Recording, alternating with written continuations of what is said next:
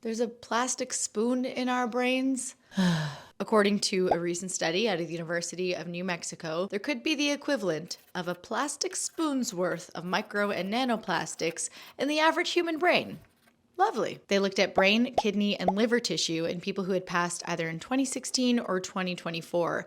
And the difference between those 8 years was a 50% increase in the amount of micro and nanoplastics in the brain. And that was regardless of people's gender, age, ethnicity, or cause of death. Now, we hear a lot about micro and nanoplastics being found pretty much everywhere, including in our bodies. But the question that still remains is what impact that's having on our health. And it's a tough question to answer because plastic comes in all sorts of chemical forms and different shapes, and that may affect how much it interacts with our biology. For example, in this study, they found a lot of polyethylene in shards and flakes. Now, I'll admit it doesn't sound great to have that much plastic in our brains. I surely don't love that. But TBD till we have more data. And in the meantime, give the spoon in your brain a little treat. Listen to the full story on the latest episode of Curiosity Weekly.